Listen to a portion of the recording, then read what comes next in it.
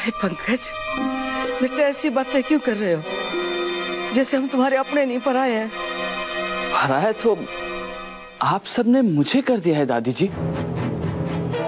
आपसे मिलकर मुझे लगा कि मुझे एक नया परिवार मिल गया। मैंने कभी आप लोगों को अपने से अलग नहीं समझा। आप सब में से किसी ने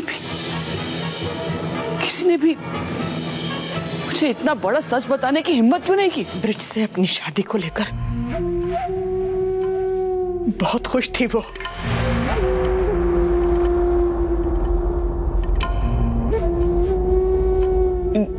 यही सुनना चाहते थे ना?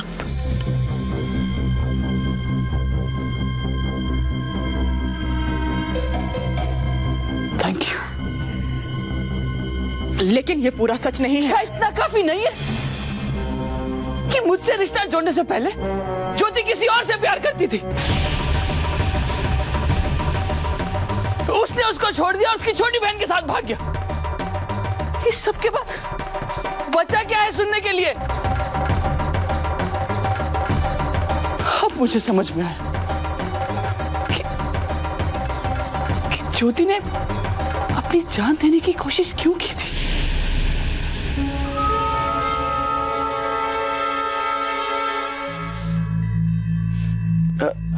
सुषमा,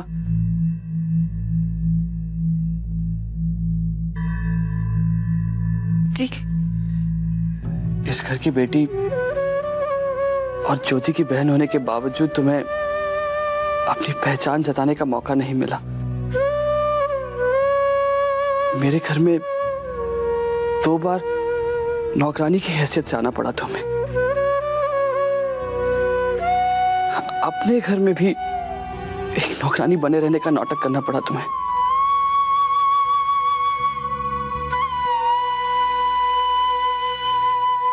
ज्योति के झूठ की सजा तुम्हें भी भुगतनी पड़ी है। ये सब अपनी दीदी के लिए किया ना तुमने? आई नो, इस बात के लिए तुम्हें अपनी बहन से कोई शिकायत नहीं है, क्योंकि तुमने और तुम्हारे पूरे परिवार ने हमेशा ज्योति की खुशी चाहिए। लेकिन फिर भी इस सब के बीच तुम्हें जो भी तकलीफ पहुंची उसके लिए मैं माफी मांगता हूं।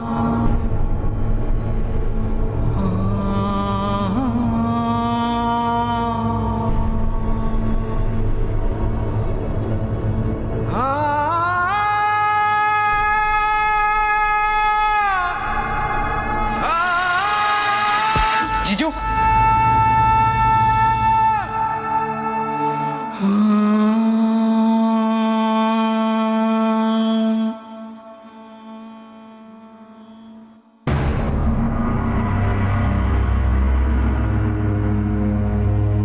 पंकज जी घर आया क्या? नहीं, पर तुम लोगों का तो कुछ डिनर का प्रोग्राम था ना? क्या हुआ बेटा, सब ठीक तो है ना? पंकज कहाँ है? अरे बोलती क्यों नहीं हो? क्या बात क्या है? प्लीज इस वक्त मुझसे कुछ मत पूछिए प्लीज। भाभी, सब ठीक तो है ना? भाभी रहने दो सुधा, बैठ जाओ तुम। वैसे भी कुछ भी ठीक हो कैसे सकता है? शक्ल नहीं देखी उस ज्योति की? जरूर झगड़ा हुआ होगा दोनों के बीच, और क्या? तुम क्यों खाना छोड़कर बैठ गई हो? खाओ तुम।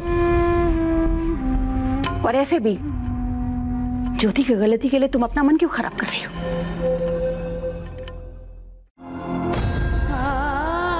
पंकज जी ने फोन क्यों स्विच ऑफ करके रखा है? पंकज जी प्लीज मुझे आपसे बात करनी है।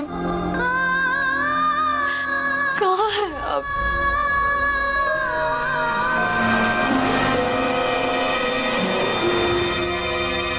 गाड़ी रोको। यहाँ? मैंने कहा गाड़ी रोको। लेकिन सर। मैंने कहा ना गाड़ी रोको। जी सर।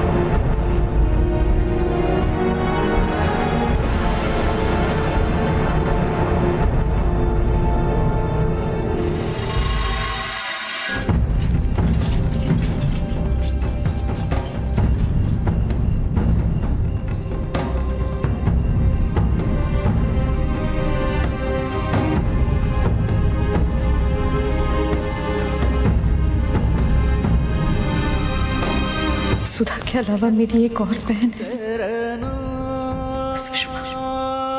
ब्रिज के साथ मेरा भी एक अतीत है। मैं उसे भाग्या दादा के डांस क्लास में मिली थी। उसके भोले भाले चेहरे के पीछे शैतान को नहीं देख पाई मैं और उससे प्यार कर बैठी। यहाँ तक कि मैंने उसके साथ शादी करने का फैसला भी कर लिया था। ब्रिज से अपनी शादी को लेकर बहुत खुश थी वो।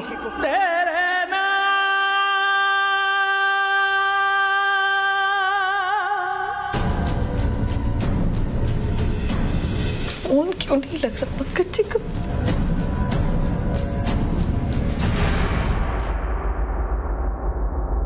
पापा दीदी का फोन बिजी है। अरे फिर से ट्राई कर बेटा, फिर से उससे बात करना बहुत जरूरी है। जी पापा।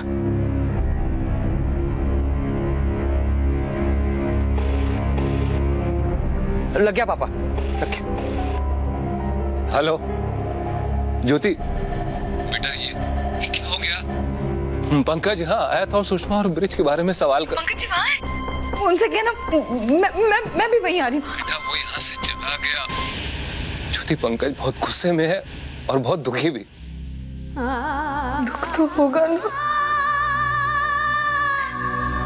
फाइनली हिम्मत करके मैंने उन्हें सब कुछ बता दिया पापा। अरे वही तो मैं जानना चाहता हूँ बेटा, क्यों? ज्योति 1 साल से जिस झूठ को तूने अपने सीने में दबाए रखा, घुटन सही, हम सब ने अपने सीने पर पत्थर रख के इस झूठ को निभाया, फिर आज ऐसी क्या जरूरत आ पड़ी कि तूने सब कुछ पंकज को बता दिया बेटा? ये काम मुझे बहुत पहले कर देना चाहिए था। लेकिन आप चिंता मत कीजिए, सब ठीक हो जाएगा। अब सब ठीक हो जाएगा।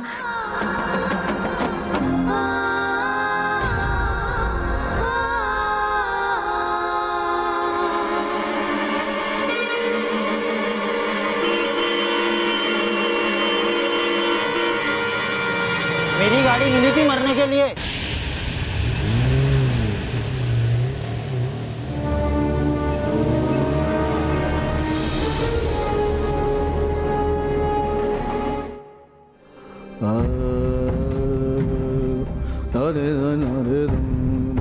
आपको उनके बारे में इतना नहीं सोचना चाहिए। अरे क्यों? दोस्त है वो मेरा। क्या तुमने ब्रिज के खिलाफ पुलिस स्टेशन में कोई रिपोर्ट लिखाई है? इंस्पेक्टर साहब, ये आदमी उस लड़की का पति नहीं है।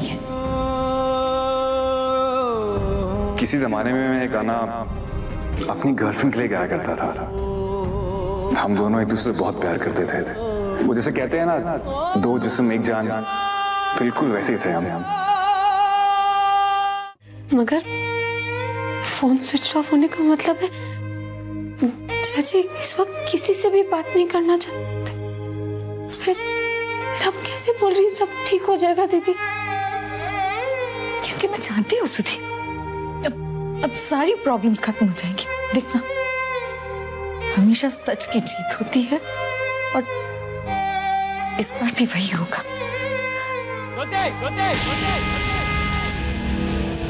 पंकज जी आ गए।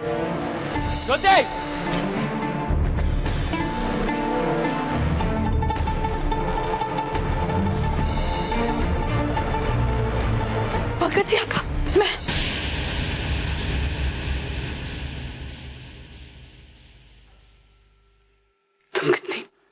महान होना ज्योति। एक अंधे आदमी से शादी करके सोसाइटी में कितना बड़ा एग्जाम्पल खड़ा किया है तुमने। औरतों पे हो रहे जुल्म के खिलाफ आवाज उठाती हो, अनाथ बच्चों के फ्यूचर को सुधारने की बातें करती हो। हर औरत को नाज होना चाहिए ना तुम पे। यही इमेज बनाई है ना तुमने अपनी, सीधी, सच्ची, ईमानदार, लीडर, दूसरों के सुख दुख में काम आने वाली ज्योति। लेकिन मुझे क्या हो गया था ज्योति? मैंने कैसे धोखा खा लिया? कैसे नहीं समझ पाया मैं कि तुम कितनी झूठी और कितनी धोखेबाज हो।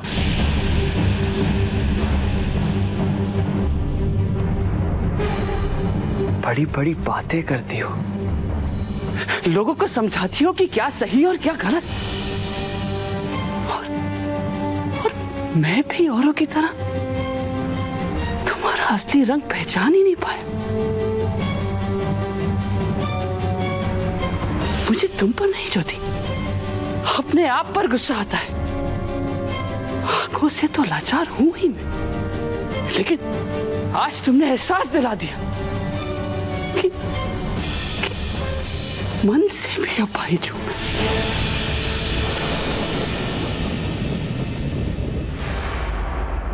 एक साल तक तुम और तुम्हारा पूरा परिवार मुझे झूठ पे झूठ बोलता गया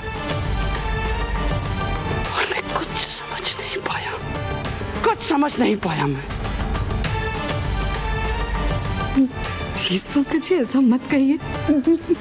मैंने जो किया, क्यों किया, मुझे समझाने का मौका। क्या समझाओगी ज्योति? मुझे और मेरे परिवार को कैसे एहसास दिलाओगी कि मेरा दोस्त ब्रिज, जिससे तुम ऐसे मिली जैसे जिंदगी में उससे पहले कभी नहीं मिली,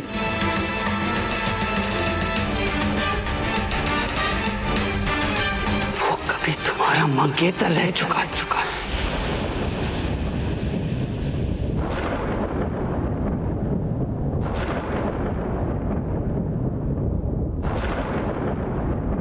वो लड़की जो कभी हमारे घर में एक नौकरानी की हैसियत से आई थी,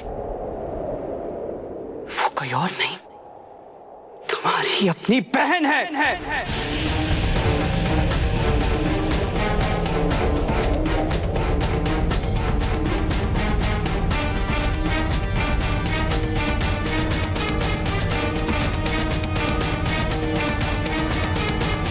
तुम मालकिन की हैसियत से अपनी बहन को इस घर में काम करते देखती रही।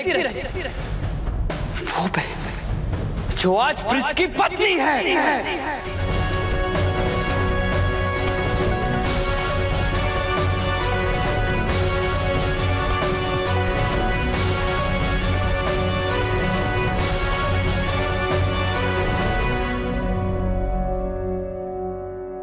पंकज जी प्लीज आप एक बार ठंडे दिमाग से मेरी बात सुन लीजिए ना। आप अंदर चलिए ना, मैं आपको सब पता लगाओ मुझे ज्योति।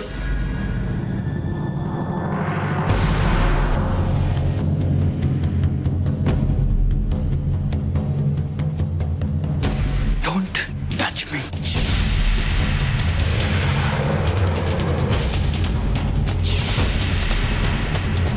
क्या समझाओगी मुझे ज्योति? अकेले में क्या बताना चाहती हो तुम? क्या सोचती हो तुम? फिर से एक नई कहानी, फिर से एक नया ड्रामा सुना के मुझे समझा लोगी? नहीं ज्योति, तुमने सिर्फ मुझे ही नहीं, मेरे पूरे परिवार को झूठ बोला है, सबको धोखा दिया है तुमने, सबको अंधेरे में रखा है। जो भी बात करनी है यही होगी, सबके सामने होगी। एक बात पूछना चाहता हूं तुमसे ज्योति, इतना बड़ा सच छुपा के तुम्हें रात में तुम्हें नींद कैसे आती होगी? सुबह जब आईने में अपना चेहरा देखती हो तो तुम्हें कभी शर्म नहीं आई?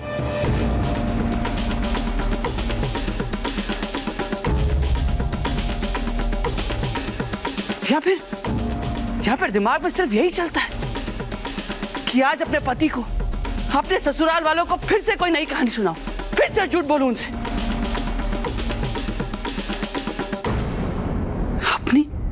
अपनी जान से बढ़कर चाहा था तुम्हें ज्योति, इतना भरोसा किया था तुम पर, लेकिन तुमने क्या किया? साल भर से सबके साथ प्यार और अपनेपन का नाटक करती रही, ढोंग करती रही तुम। पार्टी में तुम्हारे घर वालों ने भी यही जताया कि वो ब्रिज को नहीं जानते। क्या जरूरत थी ये सब करने की? मुझे बेवकूफ बनाने के लिए ना? नहीं पंकज जी, मैंने आपसे सच जरूर छुपाया, लेकिन उसका भी तो कोई कारण होगा। आप सुन ले। मैंने तुमसे कहा ज्योति, मुझे हाथ मत लगाना।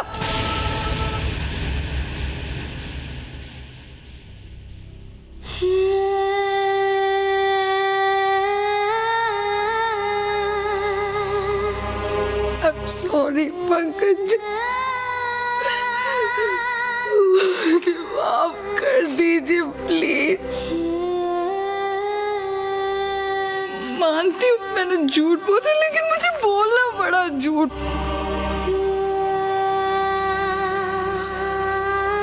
क्योंकि मैं जानती थी आप अपनी कमी को लेकर कितने सेंसिटिव है।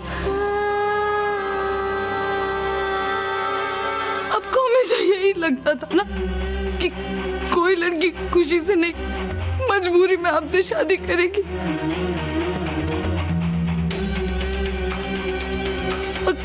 अगर मैंने आपको ब्रिज के बारे में बता दिया होता तो आपको यही लगता ना। उस हीन भावना से बचाना चाहती थी मैं आपको, इसलिए मैंने। साइकोलॉजी मत सिखाओ मुझे ज्योति,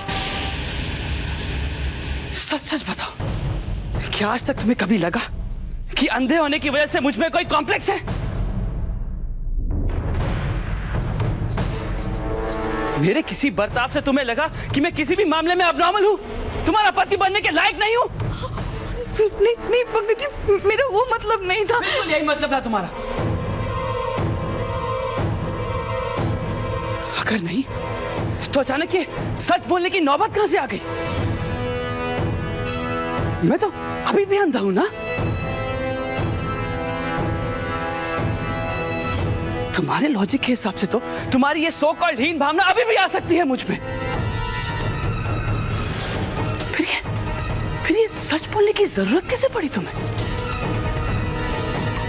तुम तो जिंदगी भर के लिए ये झूठ का सहारा ले सकती थी।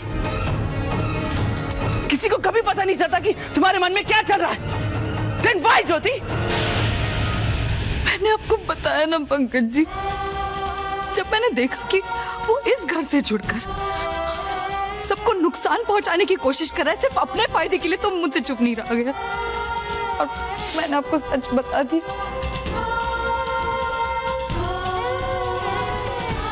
ताकि उस धोखेबाज से कम मैं इस परिवार को तो बचा सकूं। वाह वाह वाह।